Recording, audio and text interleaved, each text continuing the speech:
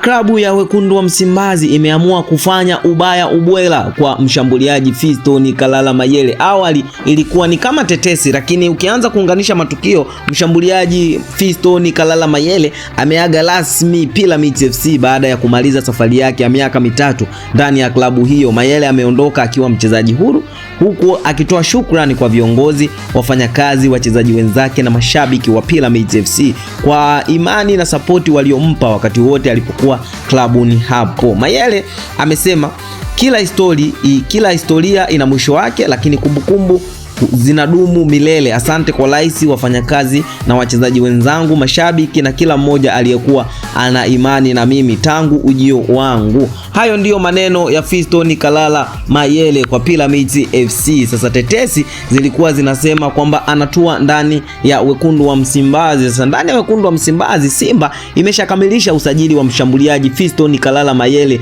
raia wa Jamhuri ya Kidemokrasia ya Kongo, akiwa mchezaji huru baada ya kumaliza mkataba wake na Pyramids FC.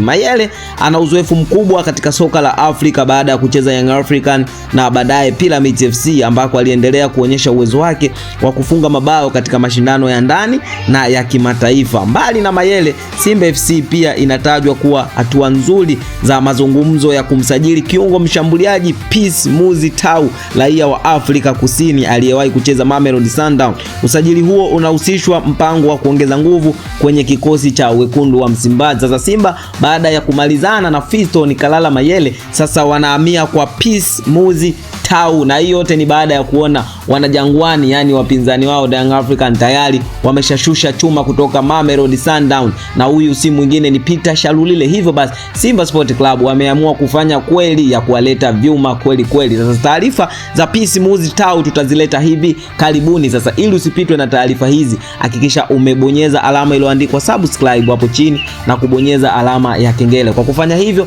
utakuwa umejiunga na familia hii ya michezo na burudani, na utakuwa mtu wa kwanza kupata taarifa kutoka kwetu. Kama mkao wa kula, suni tunakuletea taarifa ya kuhusiana na Pius Muzi Tau. Je, wekundu wa Msimbazi watafanikiwa kumsajili Pius Muzi Tau au wewe unasemaje usajili wa wekundu wa Msimbazi? Drop comment hapo, lakini pia utuambie wewe ni mwana Simba, unatuangalia ukiwa wapi. Hii ni Simba Sport Club.